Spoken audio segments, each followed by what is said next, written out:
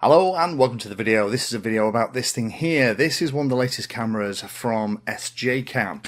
Now I keep an eye on action cameras because I'm really interested in action cameras that will work well in the hobby, that include things like ideally 2 or 4K modes and crucially things like onboard stabilisation. I do use things like gyro flow here for other cameras, but my experience with onboard stabilisation usually means that it results in a far nicer smoothed image, and when you're flying along and you want that kind of cinematic feel, having onboard stabilisation just seems to work better.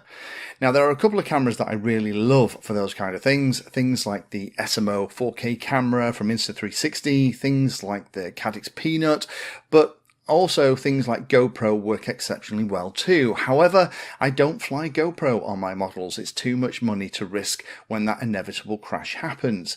So the fact that SJCAM has just released the C300 that only costs about $160, advertised as a 4K camera, and also has onboard stabilisation, I had to get one in to try. Now the specs on this are pretty decent. It's resolution of 4K 30 frames a second, 2K up to 60 frames a second, 1080p and 720p up to 120 frames a second. Now everything that comes in the box I'll show you in a moment, but there's also a ton of accessories that you can get that goes along with this as well. So this absolutely is not a camera that's aimed solely at the hobby, because you have things like the selfie stick, you also have a remote control that you can use to turn it on and off, change the modes and start and stop recording and take photographs.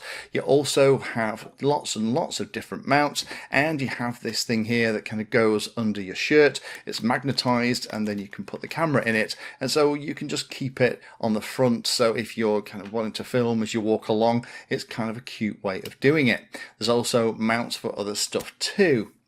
20 megapixel photos in here. The modes are slow motion, motion detection, video, lapse and car mode. So I guess that's also makes it useful for dash cams too. It can be charged from a regular USB cable plugged into a USB port in your car.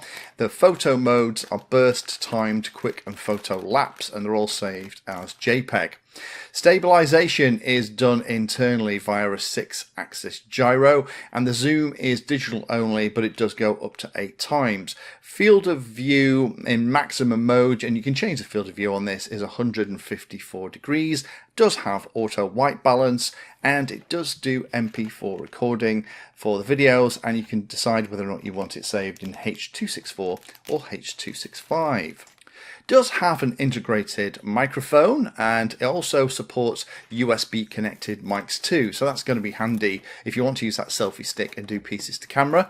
Has two 1.3 inch touch screens. There's one that is on the camera itself and one that's part of a separate little pack. I'll show you that in a moment. There is an application on your phone for shooting control, live streaming and editing as well. And in the main unit, this is the additional auxiliary unit here that has the second screen in the back. This thing has a 2800 milliamp hour battery, give you about 6 hours running time.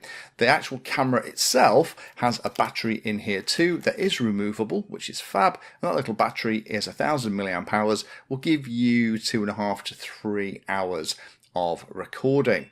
Screen is that little 1.3 inch job, and it is touch as well, which makes setting everything up really easy. You can also plug it into the computer to use it as a webcam. There's a waterproof case. I'll unpack the cases and show you those in a moment. And it'll take 128 gigabyte maximum SD card size. So let's take out all the accessories that come with it to kind of show you all the different pieces. This is a very full box. So we have the waterproof case. That is going to be waterproof up to 30 meters, it's claimed. This is a nice idea if you want to take it where potentially it's going to get wet. There is a little thing at the side so you can still access the USB port, but I love the fact that this is included. Again, this is the kind of stuff that SJCAM does really well. These are all accessories that you'd have to pay for separately with other brands. Then we also have this little super small clip that you can pop on. This isn't one potentially that I'd use in a quadcopter. This is not the one that I've been using, but it does mean that the camera just clips into it. It's very small and lightweight, and it'll fit a standard camera mount on whatever it is that you may already have. Then we have the bigger mount that has the clasp on the side. This is a very secure way of mounting it, and this is the way that I've been putting it on the quads here to make sure that it doesn't get ejected. Then you have a clip version which allows you to clip it on belts or something else. So again, you can put this pretty much wherever you want. It's similar to one of the first mounts we looked at, but it has the clip on the back. We have a USB cable, a cleaning cloth, a couple of sticky pads, and a couple of mounts as well. So you really do get a lot in here for your money, even get a sticker. But what does the footage look like? Well, I'm going to show you some footage of me walking along here using the selfie stick and the remote control. I'm going to shut up and give you an idea of what the audio sounds like. I've done no post-processing on this. This is direct from the camera with the onboard mic. So this is how the microphone sounds. I'm recording this in 1080p, 60 frames a second, with the stabilisation feature turned on. Talking in a normal voice outside with the normal noises that you get. Lots of Tweety birds and lots of things happening in gardens around me. Hopefully you can hear this okay, but this is an example of the inbuilt microphone and the kind of pickup that you get from it. Playing with this, the 1080p mode works well. There's a little less distortion. This is on the maximum field of view, that 154 degrees, but the image is very usable. However, there was something a bit wacky on the 4K image. If I shot the same footage on the 1080p and 4K setting and then zoomed into a very small place on the image, you can see here that there isn't a massive amount of difference between the 1080p and the 4K image. This is something that you tend to find with the more affordable 4K cameras. It looks more upscaled than true 4K. I have fed this back to SJCAM. I have asked them if there's a way to improve the look of the 4K stuff, and at the time of recording I haven't really had a reply. They assure me that the sensor is 4K and that is what's there. I wonder whether or not a firmware update or something can help with this, but all 4K sensors are not made the same. There's a reason why the 4K images out of things like the GoPro do look so pin sharp. However, one of the things that I really liked about this was the way that the stabilisation was working. So the natural thing to do then is to try it out on a quadcopter. So I stuck it on this quad. Looked a little bit goofy, stuck up in the air. However, it does fold nice and flat so that when there isn't the battery on the quad, it basically takes the space that the battery would anyway. And because it's nice and vertical, it's well out of the way of the props. So the main image here was shot at 1080p, 60 frames a second, and the insert in the bottom right hand corner is the image from the DJI HD goggles, their onboard DVR.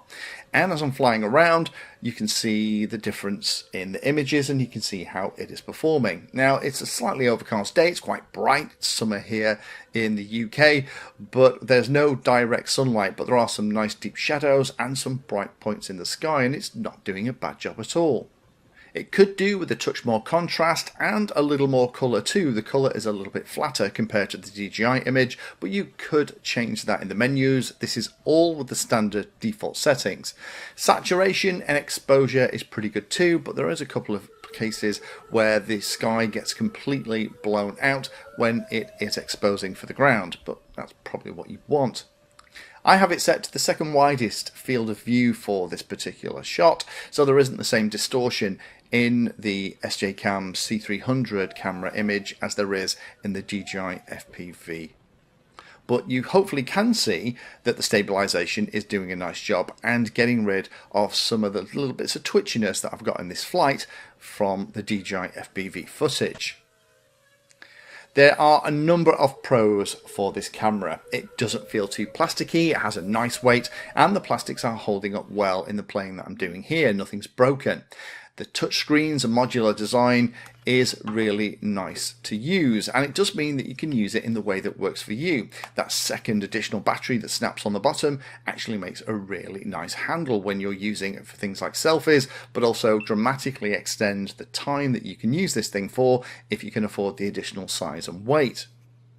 The price for everything is very good. There's a whole camera system here for the price of some GoPro accessories, and the fact it's full of options, the selfie stick, the mounts and the cases, means that you could use it for lots of different things, everything from a dash cam to recording things on holiday and sticking it on your quad for some flying too. But this has a lot of really cute features. That 6-axis stabilisation, the 30-meter waterproof with case, the two 1.3-inch dual touch colour screens, nice wide field of view, 60-second pre-record setting in here. It supports the remote control, has the removable battery, which means that you could buy extra ones, so you don't have to have the big goofy second battery if you want to go out for a flying day. You can buy extra batteries and clip those in for an entire day's flying, and you also have those options with the accessories that go with it too. There are a couple of things to be aware of though with this. It is a slightly long, thin design. It looks a little bit wacky on a quad, but actually, having played with it here, it works really well. That means that the camera is out of the way of the prop, so they don't get in the image. And when you're not using it, you just fold it down. It takes the place of the battery, so storing it isn't that big a deal. It is only vertical recording, sadly. There isn't an option to record on the side, which I would have liked. It would have made it a little bit more versatile. All the cases are absolutely designed to have the thing held upright. So you can flip it, but you're only flipping it 180 degrees, not 90. There isn't any kind of lens cover. We could easily design and 3D print one. That would be the one thing in the box that was missing, just so when it's in your bag it doesn't get scratched. And I'm not sure what the remote control is designed to fit onto. It isn't the size of a ring to put on your finger or your thumb, and it's a little bit too big for the selfie stick. I ended up wrapping the selfie stick in a little bit of insulation tape just so it would sit on there. It isn't super lightweight thanks to the onboard battery, but that onboard battery means that you can use it pretty much anywhere.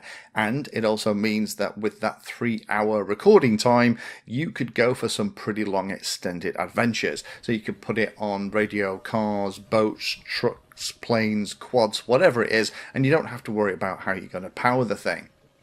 And not all modes support gyro stabilisation. It looks like the 120 frame per second modes don't. There is a warning when you select those on the screen, but just be aware of that. You can't stabilise in 120 FPS, not on the current firmware anyway.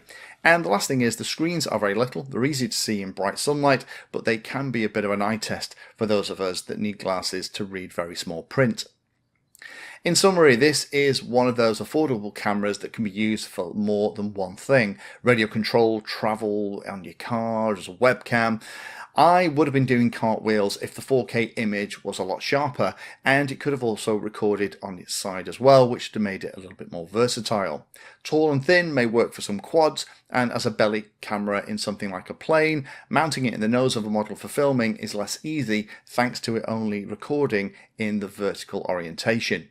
You could mount it on a wing or plane, I guess, and sink the battery and screen into the foam to minimise drag, but this is a very versatile little camera.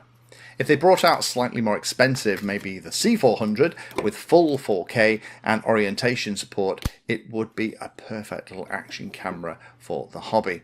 So links down below if you found that interesting. Thanks for watching, and as always, happy flying. Thank you for watching the video. If you watch my videos and find them useful, then please take a moment to hit the like and subscribe button. It helps the channel a lot. If you really like what I'm doing here, you can become a Patreon and support the time I spend helping others and get access to lots of exclusive benefits. Link is in the video description. Remember that all the videos on the channel are organised into playlists, so you can easily use those playlists to find all the videos on a subject that you are interested in. Add Painless 360 to your searches on Google and YouTube, and it'll help you find my content for any particular topic. Thanks again for watching, and as always, happy flying.